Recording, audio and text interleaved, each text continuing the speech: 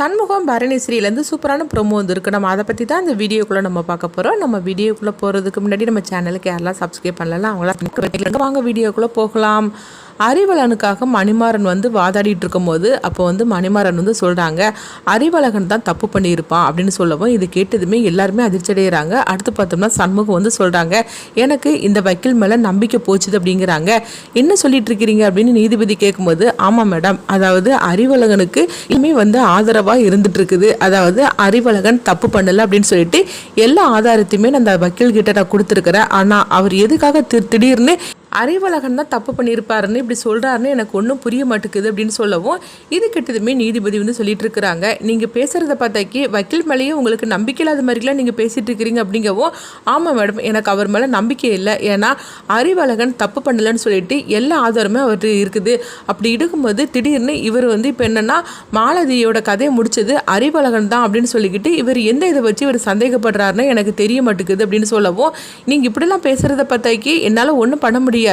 வக்கீல் மேலேயே இந்த மாதிரிக்கு நீங்கள் அதாவது நம்பிக்கையில்னு சொல்லிட்டு இருக்கீங்கன்னா அப்போ நீங்கள் என்னதான் பண்ணணும்னு முடிவு பண்ணியிருக்கிறீங்க அப்படிங்கவும், நான் வேற வக்கீலை வச்சு நான் வாதாடலான்னு சொல்லிட்டு நான் முடிவு பண்ணியிருக்கிறேன் அப்படின்னு சண்முகம் சொல்லவும் இது கிட்டதுமே சிவனாண்டி சொல்லிட்டு இருக்கிறாங்க, இங்கே பாருங்க நீதிபதி அவர்களே, அதாவது என்ன இருந்தாலும் சரிதான், இப்போ தான் வக்கீல் மேலேயே நம்பிக்கையில்னு சொல்லிட்டு இருக்கிறாரு. அப்போ நாளைக்கு வேற ஒரு வக்கீலை அவர் வாதாடுறதுக்காக ஏற்பாடு பண்ணினாலும் அவரும் அறிவழகன் தான் தப்பு பண்ணியிருப்பாருன்னு சொல்லி ஒரு கட்டத்தில் சொல்லும் போது அப்போ அவரையும் இவர் வேண்டான்னு சொல்வாரா என்ன அப்படின்னு கேட்கவும் உடனே சண்முகம் சொல்றாங்க, எங்க பாருங்க, நான் வக்கீலே அறிவழகனுக்காக நான் வைக்கல அப்படிங்கிறாங்க.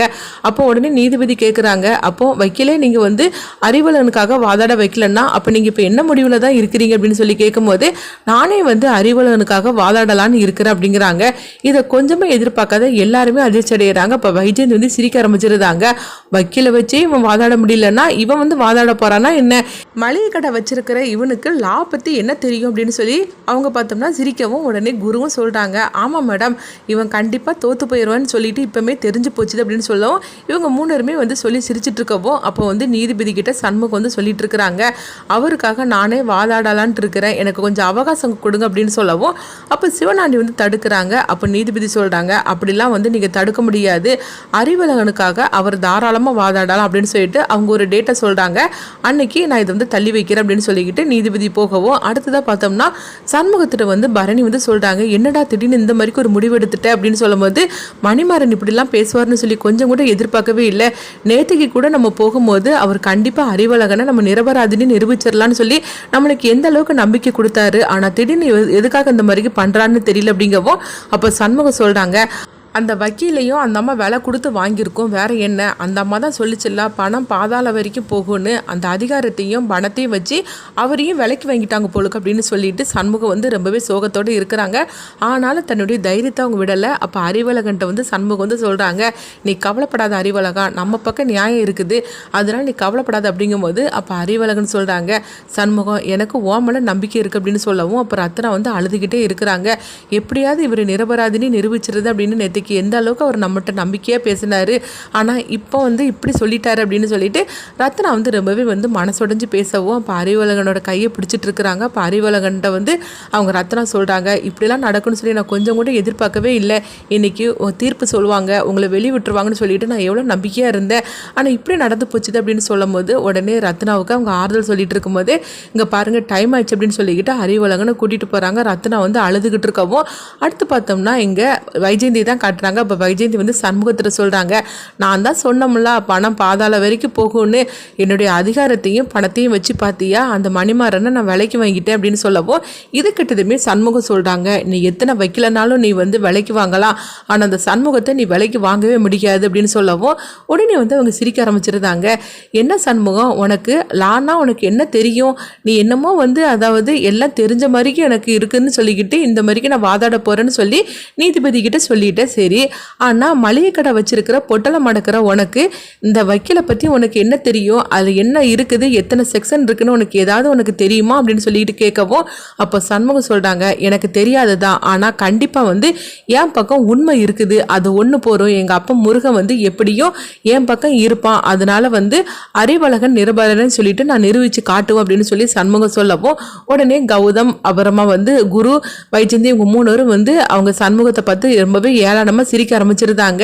அப்படியே அதே தான் பார்த்துடலாம் அப்படின்னு சொல்லிட்டு அவங்க போகவும் அப்போ பரணி வந்து சொல்கிறாங்க, என்ன சண்முகம் இந்த மாதிரிக்கு நீ அவசரப்பட்டு முடிவெடுத்துட்டியோ அப்படின்னு சொல்லி கேட்கும் போதே அப்போ மணிமாறன் வரவும் அப்போ மணிமாறன்ட்ட வந்து சண்முகம் பரணி ரத்னா இவங்க 3 பேருமே சொல்கிறாங்க, நீங்கள் இப்படி திடீர்னு மாறுவீங்கன்னு சொல்லி கொஞ்சம் கூட நான் எதிர்பார்க்கவே இல்லை அப்படிங்கவும் அப்போ மணிமாறன் வந்து சண்முகம் ரத்னா பரணி இவங்க 3 பேர்ட்டையும் மன்னிப்பு கேட்குறாங்க. என்னை மன்னிச்சிருங்க, நான் வந்து இந்த மாதிரிக்கு சொன்னது தப்பு தான். எல்லாமே வந்து நம்மளுக்கு சாதகமாக தான் இருந்தது. அறிவழகன் நிரபராதி நிரூபிக்கிறதுக்கு எல்லா ஆதாரமும் இருந்தது. ஆனால் என்னால் சொல்ல முடியாத ஒரு சூழ்நிலை அப்படிங்கவும் உடனே பரணி வந்து திட்ட ஆரம்பிச்சிருந்தாங்க. என்ன சார் உங்களுக்கு சூழ்நிலைன்னு சொல்லிட்டு இருக்கிறீங்க? உங்களை நம்பி தானே நாங்கள் வந்து கேஸ் கொடுக்குறோம். நீங்கள் வந்து இப்படி இந்த மாதிரிக்கு வாதாடி எப்படியாவது அறிவழகன் வந்து காப்பாற்றிடுவீங்கன்னு சொல்லி தானே நாங்கள் நம்பிக்கையாக இருந்தோம். ஆனால் இப்படி திடீர்னு பல்டி எடுப்பீங்கன்னு சொல்லிட்டு நாங்கள் கொஞ்சம் கூட எதிர்பார்க்கவே இல்லையே அப்படிங்கவும் அப்புறம் ரத்னாவும் அழுதாங்க. நாங்கள் மழை போல் உங்களை நம்பி இருந்தோமே, ஆனால் நீங்கள் இந்த மாதிரிக்கு திடீர்னு எங்களுக்கு எதிராக பேசுவீங்கன்னு சொல்லி கொஞ்சம் கூட நாங்கள் எதிர்பார்க்கவே இல்லையே. அறிவழகனும் நாங்களும் அப்படி உங்களுக்கு என்ன தப்பு பண்ணணும்? அறிவழகனை பார்த்ததுமே நீங்கள் என்ன சொன்னீங்க? அறிவழகனை தப்பு பண்ணியிருக்க மாட்டாருன்னு சொன்னீங்க. இவ்வளோ நம்பிக்கையாக பேசுன நீங்கள் திடீர்னு எதுக்காக இந்த மாதிரிக்கு வந்து பின்வாங்கினீங்க? அதுவும் அறிவழகன் தான் மாலதியோட கதையை முடிச்சிருப்பான்னு வேற நீங்கள் வந்து அப்படியே ஆணித்தரமாக பேசுனீங்களே, இதெல்லாம் நீங்கள் எதுக்காக பண்ணினீங்க அப்படின்னு சொல்லிக்கிட்டு ரத்னா வந்து அழுதுட்டு இருக்கோம். இப்போ சண்முகமும் சொல்கிறாங்க, என்ன சார் உங்களையே அந்த அம்மா விலை கொடுத்து வாங்கிட்டாங்களா அப்படின்னு சொல்லி கேட்கவும் உடனே மணிமாறன் சொல்கிறாங்க, இங்கே பாரு சண்முகம், அந்த ஒரு வார்த்தையை மட்டும் நீ சொல்லாத. நான் பணத்தை கொடுத்துருந்தா கண்டிப்பாக நான் வந்து விலை போயிருக்கவே மாட்டேன். அப்படிப்பட்ட வைக்கல் நான் கிடையாது. ஆனால் பாசத்தை காட்டி அந்த அம்மா என்னை விலைக்கு வாங்கிட்டாங்க அப்படிங்கவும் என்ன சொல்கிறீங்கன்னு அப்படின்னு கேட்கும்போது, ஆமாம் என்னுடைய குடும்பத்தை காட்டி அந்த அம்மா மிரட்ட ஆரம்பிச்சிட்டாங்க. நான் மட்டும் உங்களுக்கு சாதகமாக வாதாடணும்னா என் குடும்பத்தை உள்ளத்துக்கி வச்சிருவேன், என் குடும்பத்தோட கதையை முடிச்சிருவேன்னு சொல்லிக்கிட்டு மிரட்ட ஆரம்பிச்சிட்டாங்க. அது மட்டும் இல்லாமல் இப்போ என் குடும்பமும் வந்து அவங்களுடைய கைப்பிடியில் தான் இருந்துட்டு இருக்கிறாங்க. உங்களுக்காக நான் வாதாடும் போது என்னுடைய குடும்பத்தை காப்பாற்றுறதுக்காக தான் நான் இந்த மாதிரிக்கு நான் சொல்ல வேண்டியது ஆகிப்போச்சுது அப்படின்னு சொல்லிட்டு அவங்க மன்னிப்பு கேட்கவும் இது கேட்டதுமே சண்முகம் அதிர்ச்சி அடைகிறாங்க. என்னங்க சொல்லிட்டு இருக்கிறீங்க, நீங்கள் ஒரு கம்ப்ளைண்ட் கொடுக்க வேண்டியது தானே அப்படின்னு கேட்கும்போது அந்த அம்மாவே போலீஸு, அவங்க கையிலேயே எல்லா அதிகாரமும் இருக்கும்போது நான் எப்படி கம்ப்ளைண்ட் கொடுக்க முடியும் அப்படின்னு சொல்லவும், என் குடும்பத்தை காட்டி தான் என்னை இந்த மாதிரிக்கு மிரட்டி பணியை வச்சுட்டாங்க. பணத்தை எவ்வளோ கொடுத்துருந்தாலும் சரி தான், நான் அதுக்கு நான் மயங்கிருக்கவே மாட்டேன். ஆனால் பாசத்தை காட்டி என்னை மயங்க வச்சுட்டாங்க அப்படின்னு சொல்லிக்கிட்டு சண்முகத்திட்ட அவங்க மன்னிப்பு கேட்கவும், ஆனால் கண்டிப்பாக சண்முகம் எனக்கு நம்பிக்கை இருக்குது, நீ அறிவழகனுக்காக நீ வாதாடினேன்னா கண்டிப்பாக அறிவழகனை காப்பாற்றிட முடியும். நீ வேற எந்த லாயரை வச்சாலும் சரி தான், கண்டிப்பாக அந்த அம்மா விட மாட்டாங்க. அந்த எல்லா லாயருக்கும் என்னது மைனஸ் பாயிண்ட்னு பார்த்துக்கிட்டு எல்லாருமே வந்து அவங்க அடிப்பாங்க. ஆனால் உங்ககிட்ட அவங்க வேலை நடக்காது. அதனால நீ கரெக்டான முடிவு தான் எடுத்திருக்கிற. அறிவழகனுக்கு நீ தான் வாதாடணும், நீ வாதாடினேன்னா கண்டிப்பாக அறிவழகனை காப்பாற்றிட முடியும் அப்படின்னு சொல்லவும் இது கெட்டதுமே சண்முகம் வந்து மணிமாறன்ட்டு வந்து, சரிங்க நீங்கள் இந்த அளவுக்கு வந்து அவங்களால பாதிக்கப்பட்டிருப்பீங்கன்னு சொல்லி நான் நினைக்கல, உங்களை பற்றி நான் தப்பாக புரிஞ்சுக்கிட்டேன் அப்படின்னு சொல்லவும், பரவாயில்ல சண்முகம், உன் இடத்துல வேற யாராக இருந்தாலும் இதை தான் பண்ணியிருப்பாங்க, சொல்ல போனாக்கி ஒன்றை விடையும் கூடுதலாகவே கோவப்பட்டிருப்பாங்க அப்படின்னு சொல்லிட்டு மணிமாறன் வந்து அவங்க 3 பேர்ட்டையும் மன்னிப்பு கேட்குறாங்க. ரத்னா நீயும் மன்னிச்சிடு, நேற்றுக்கு உனக்கு நான் அந்த அளவுக்கு நான் நம்பிக்கை கொடுத்துருந்தேன், ஆனால் இப்படிலாம் நடக்கும்னு சொல்லி நான் எதிர்பார்க்கவே இல்லை. நீங்கள் போனதுக்கப்புறமா அந்த அம்மா ஃபோன் பண்ணி இந்த மாதிரிலாம் என்னை மிரட்ட ஆரம்பிச்சிட்டாங்க, என்னை மன்னிச்சிடு ரத்னா. ஆனால் கண்டிப்பாக நீ வந்து அதாவது நம்பிக்கையோட இரு, அறிவழகன் கண்டிப்பாக வந்து நிரபராதின்னு சொல்லிட்டு வெளியே வந்துடுவார். உங்கள் அண்ணன் சண்முகம் கண்டிப்பாக வந்து அறிவழகனை காப்பாற்றி கொடுப்பாரு, அந்த நம்பிக்கை எனக்கு இருக்குது. அதே மாதிரிக்கு நீயும் உங்கள் அண்ணன் மேலே நம்பிக்கை வை. கொஞ்ச நாள் பழகின எனக்கே சண்முகத்துக்கு மேலே இந்த அளவுக்கு நம்பிக்கை வந்திருக்குது. சண்முகம் தன்னுடைய குடும்பத்தை அந்த அளவுக்கு நேசிக்கிறான், அதனால கடவுள் உங்கள் பக்கம் தான் இருப்பார் அப்படின்னு சொல்லவும், அது மட்டும் இல்லாமல் அந்த வந்திருக்கிற நீதிபதி வந்து கரெக்டாக நியாயமாக அவங்க தீர்ப்பு சொல்லப்பட்டவங்க, அதனால கண்டிப்பாக வந்து உங்களுக்கு சாதகமாக தான் அவங்க தீர்ப்பு சொல்லுவாங்க, நீங்கள் கவலைப்படாதீங்க அப்படின்னு மணிமாறன் சொல்கிறாங்க. அடுத்ததாக பார்த்தோம்னா வந்து அவங்க நீதிபதி டேட்டு கொடுத்தாங்களா, அந்த டேட்டு வந்துருச்சுது. அப்போ வந்து சண்முகம் வந்து சாமியை வந்து வேண்டிக்கிட்டு இருக்கிறாங்க, நான் இன்னைக்கு நான் அறிவழகனுக்காக நான் வாதாட போகிறேன் அப்படின்னு சொல்லிட்டு சில பாயிண்ட்டுகள் எல்லாத்தையும் வந்து அவங்க எழுதி வச்சிருக்கிறாங்க. அப்பனே கடவுளே முருகா நீ தான் வந்து எனக்கு துணையாக இருக்கணும் அப்படின்னு சொல்லிக்கிட்டு அவங்க சண்முகம் வந்து சாமியை வேண்டிகிட்டு இருக்கும்போதே அப்போ பூ வந்து அவங்க கையில் வந்து விழுறுது. இதை பார்த்ததுமே சண்முகம் சந்தோஷப்பட ஆரம்பிச்சிட்டாங்க. எங்கள் அப்பா எனக்கு துணையாக இருக்கிறான், எனக்கு வந்து அதாவது நல்லதே நடக்கும்னு சொல்லிக்கிட்டு அவன் அறிகுறி சொல்லிட்டான் அப்படின்னு சந்தோஷப்பட்டுட்டு போகிறாங்க.